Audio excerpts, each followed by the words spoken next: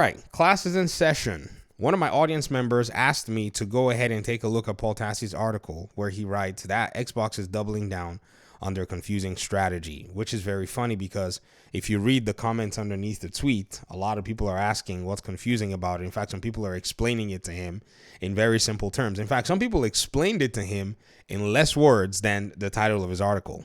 I strongly believe that there's a need to be sensational about what's going on in the industry. And, games journalists, you capitalize on that. YouTubers, we do similar. So I'm not going to go ahead and dog on anybody's, game or anybody's hustle. However, this is reeking of all kinds of, fakery of what in the world is Xbox doing. Unless, of course, Paul Tassi is going to have to admit to us that he actually would like for both consoles and both platform holders to keep going tit for tat in the old school console way. Looking at the comment section, I'm already on there confusing the headline is. Other people are asking and saying, what's confusing? Is everybody now somewhat not understanding? Somebody even explained it. They said, what's confusing? Xbox Day 1 Game Pass, every other platform full price. Wait and see if it releases. I mean, somebody said, I don't think it's confusing. All of their games will be everywhere. Same day and date, others on short-term exclusivity. They launched their next console basically saying this is the only game box with Game Pass. Don't care? Cool. Pay us anywhere. We don't care how. That's pretty much the platform aspect. But we're going to look at this article because this article is designed to, be very inflammatory. So I know what this gentleman is trying to do, or I think I do know. He's trying to infuriate you if you're a hardcore Xbox fan so that you can get a rouse out of you. What you need to do is just ask simple questions and you will realize that this is a facade. Let me start it out. Are you guys ready? All right, he writes, as PlayStation players wait to play Xbox's Indiana Jones 6 months from now, or so from now, we're reminded of the strange situation the console brand finds itself in, where it's really not even a console brand at all anymore, at least not according to Microsoft. Do y'all see how that particular first paragraph kicked off? It kicked off with PlayStation players waiting to play Xbox's game as some kind of, a conundrum that we find ourselves in. So what you want to do is you can also reply and say, as PC players wait to play Marvel Spider-Man 2 and The Last of Us Part 2, then just fill in the blank with everything he says about Xbox, fill it in with PlayStation. And you'll realize that this is just basically people playing semantics and playing these silly games. So I can read this article and rewrite it and say, as PC players wait to play PlayStation's exclusive Marvel Spider-Man 2 in 2 months or so from now, we're reminded of the strange situation the console brand finds itself, where it is really not even a console brand at all anymore, at least not according to Sony. If you actually juxtapose what these two platform holders are doing, it is literally book by book. One of them is following the other, and then the other one sees something the other one's doing, is copying it. Xbox saw how profitable Call of Duty was for PlayStation. They just went and bought it. Like, it's a copycat investment style thing. It's literally the big version of basically copying a game and making it yours. PlayStation, they do it in kind of like this, cheapo way. Hey, how about we give you a few $1,000s, a few $100 million? Xbox just went there and said, hey, man, how about we just buy you out, right? So it's literally both of them running around and doing the exact same thing.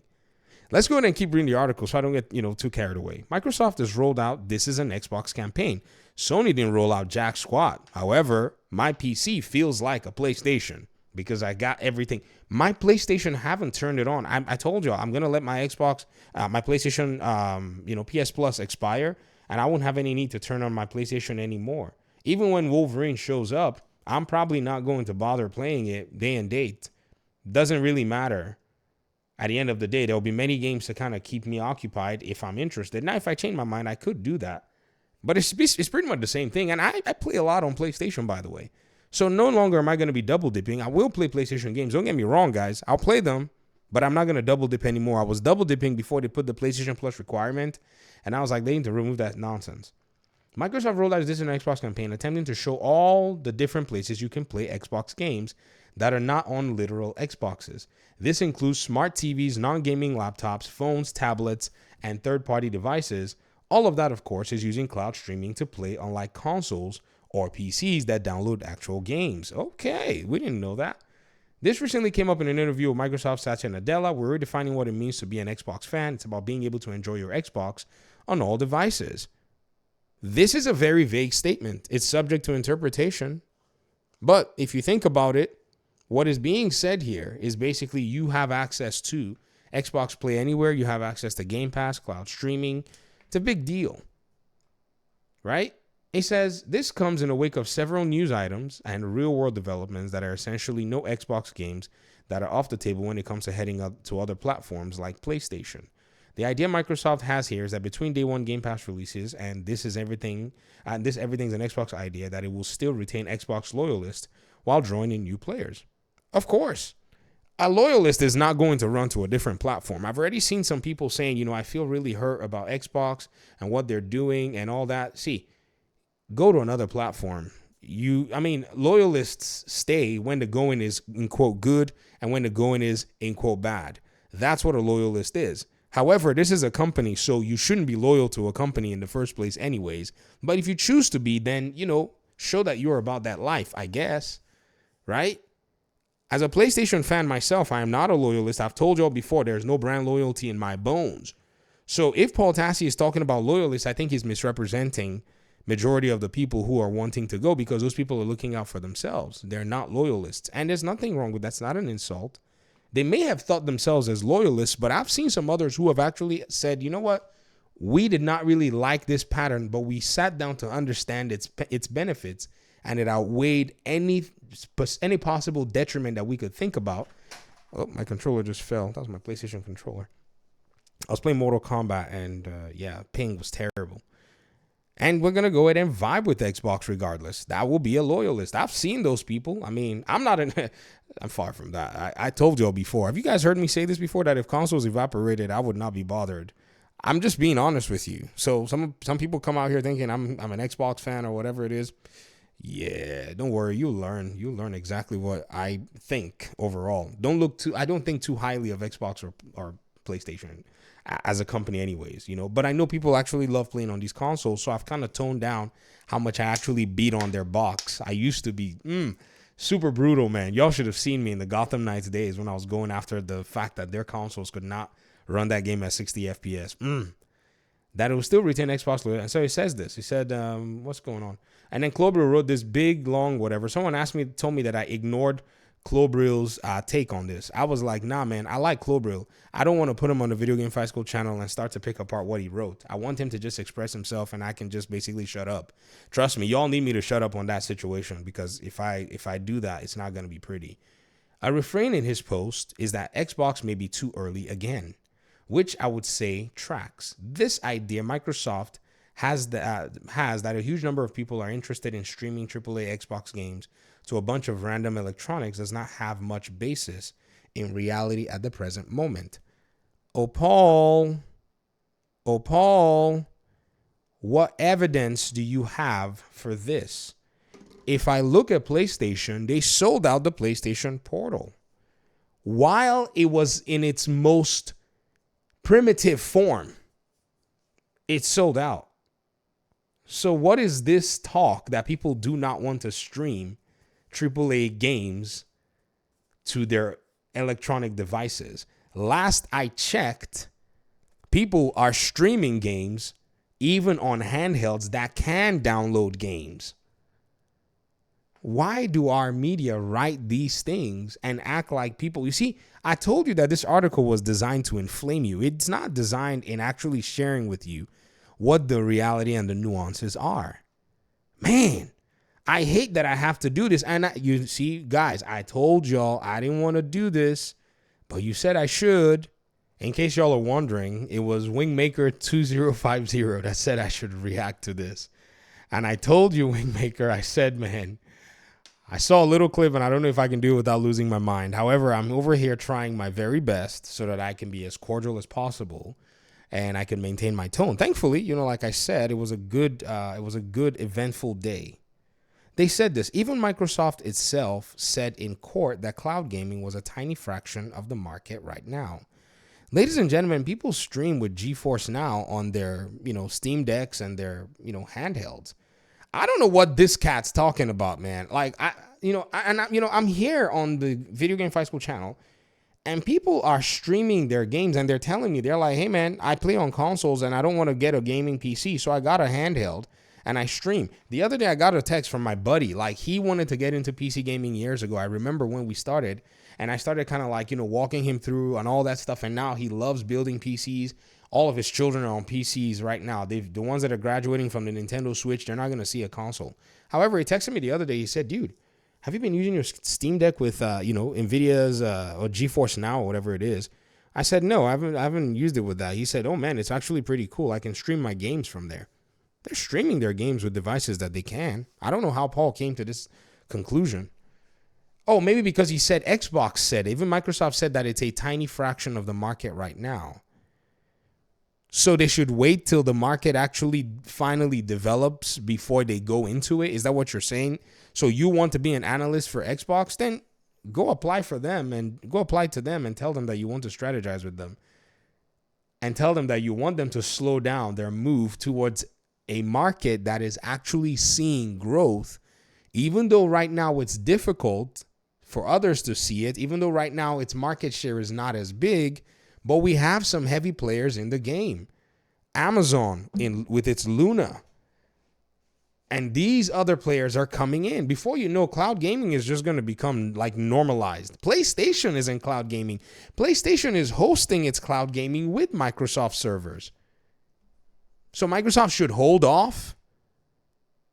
I don't get it. I don't know. Maybe that's not what he's implying. Maybe I'm just reading into it. Yes, it may be true that in the future we may do away with console hardware entirely. Nobody said that. Nobody said that. Nobody said that. Satya didn't say that. Phil didn't say that. Sarah Bond didn't say that. If anything, when Xbox did its business update, do y'all remember that Xbox business update?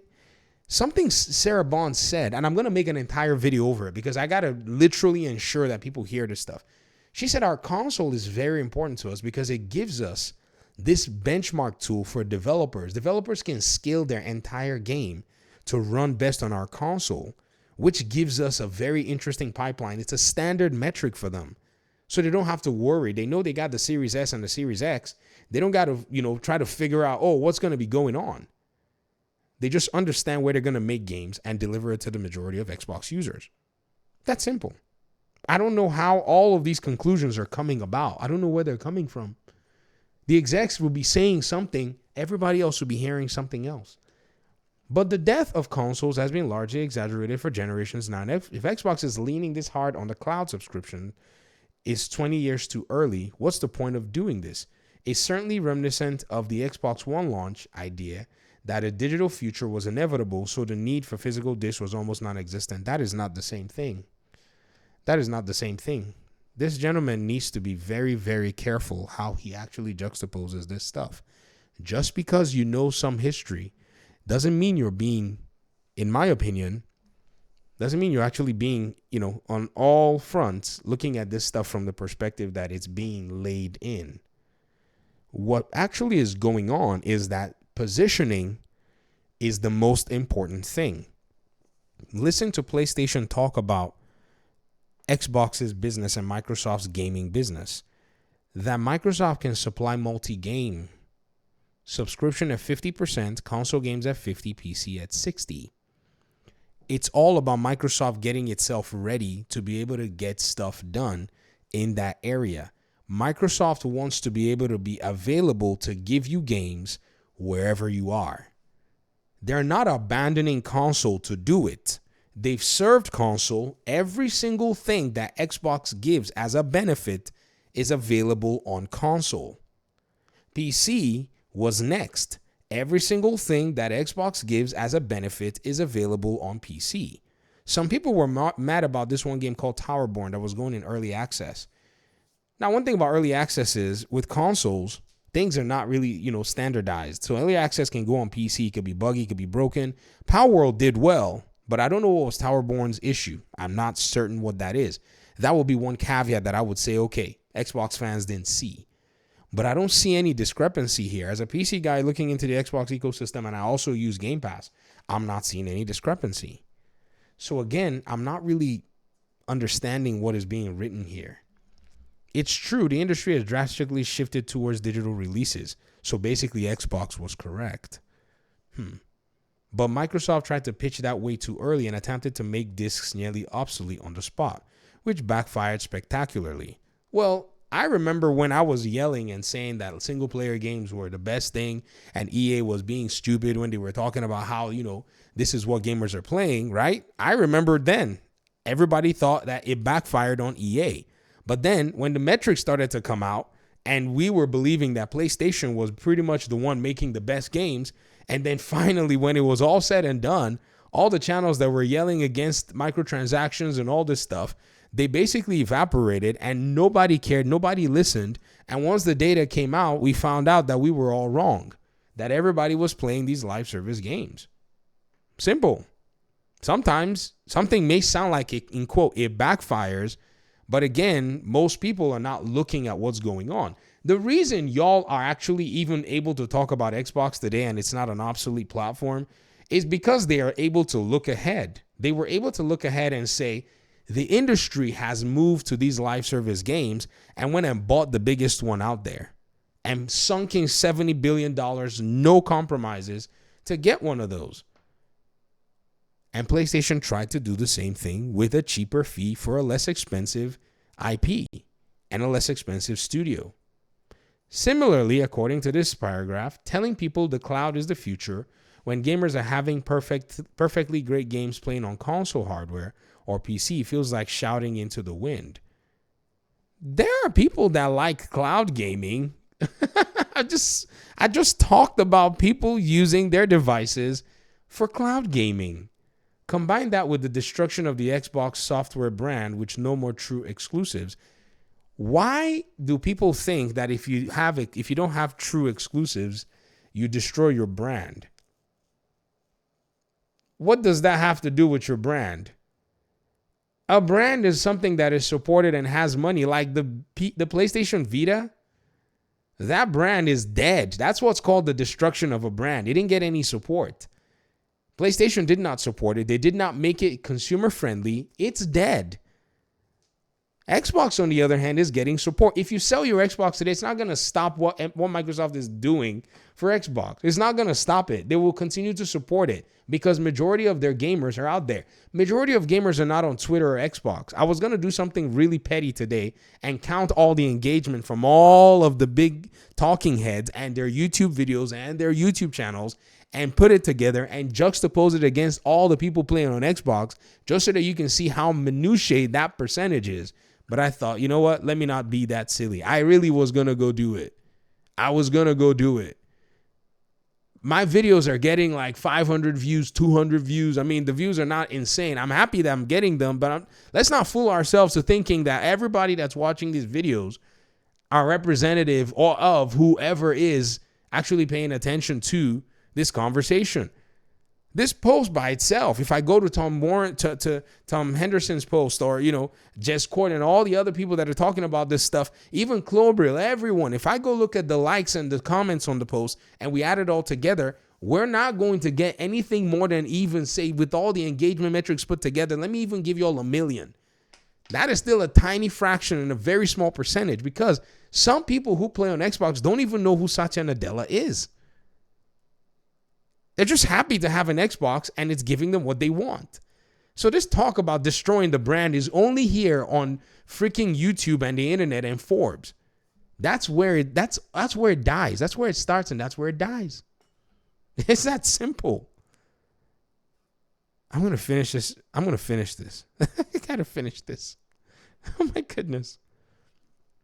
And you have a recipe to shed fans. Throw console sales out a window and rely on Game Pass not hitting a subscription ceiling, which is no doubt approaching fast. Not that Xbox would be in such a great place if it was not doing any of this. It was never going to remotely catch Sony in console sales. But it feels like they're not just losing the console race now, but losing the entire identity of their brand. They may indeed redefine what it means to be an Xbox fan, in that there soon may not be Xbox fans at all. So doom and gloom. Gotcha. All right. I think I'm probably going to go do that count now so that we can see how many people actually truly do care about this stuff and, are even aware or even, and I understand, if you're an Xbox gamer who actually you're not too fond of this, what I'm doing may seem petty, but I want you to realize that This stuff is of no consequence to you as an Xbox gamer. If you feel like maybe you bought Xbox because of the exclusives and then the market changed around you, this stuff happens all the time. There are people who bought PlayStations and the market changed around them because they made a gamble. At the time, Nvidia was releasing the RTX 2060. AMD was coming in with some entry-level GPUs. A lot of people looked at the PC and said, nah, I'm going to go buy a PlayStation, only for their games to then jump into PC. So that disappointment is shared across the board.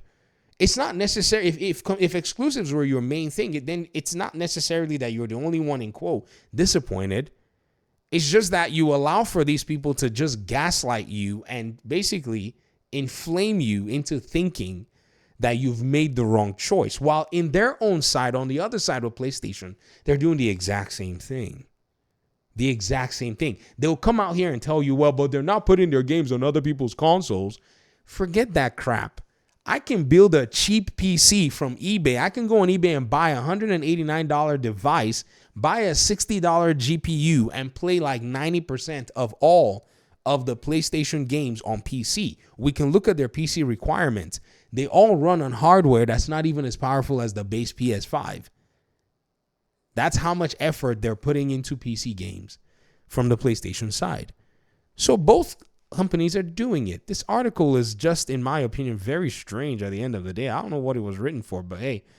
Anyways, Wingmaker, you happy? Thanks for watching. Peace out.